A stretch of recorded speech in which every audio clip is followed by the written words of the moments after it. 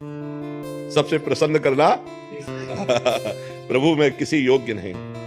भगवान स्वयं अपने श्री मुख से कहते हैं एकादश स्कंद भागवत में, व्रतांश यज्ञ छंदांश तीर्था नियमा यमा यथा वरुंधेत सत्संगा सर्वसंगो पहो हिमाम। मैं बड़े बड़े व्रत से वश में होने वाला नहीं, मैं बड़ी बड़ी यज्ञों से वश में होने वाला नहीं, मैं नियम संयम से वश में होने वाला नहीं।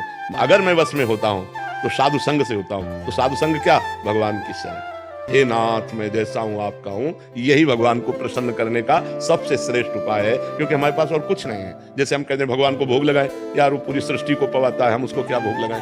अब हम कहते हैं व्रत उपवास रहने इतने से क्या होने वाला है, यज्ञ करे तो उन्हीं की वस्तुओं से, दी हुई वस्तुओं से यज्ञ कर रहे हैं। सबसे बढ़िया बात है भगवान की शरण होना। हे नाथ मैं आपका हूं, जैसा भी हूं पर आपका हूं।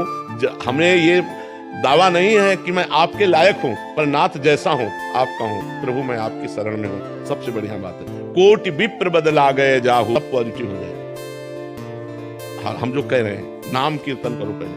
भगवान विष्णु का भी 1000 नाम कीर्तन है शास्त्र, लेकिन आधा घंटा कोई नाम कीर्तन करो जो नाम प्रिय हो आपको। हरे कृष्ण श्री राम जय जय, जो भी राधा राधा राधा, खूब जोर जोर से भगवान नाम कीर्तन करो और चलते फिरते नाम जप करो। फिर देख लो आप उसका परिणाम, फिर आप खुद अनुभव करें। लेकिन लंबे समय तक 2-4 दिन किया फिर पाप कर लिया, फिर 2-4 दिन किया पाप किया, वो बात नहीं है। पाप आचरण रोक करके लंबे समय तक करो तो तुम्हारे पाप नष्ट हो जाएंगे, सफलता हाथ लग जाएगी। सबको सफलता क्यों नहीं प्राप्त होती, सबको सुख प्राप्त क्यों नहीं होता, लेकिन सब लोग सुख के लिए ही कार्य करते हैं और दुख क्यों प्राप्त होता है? उसका कारण पाप है।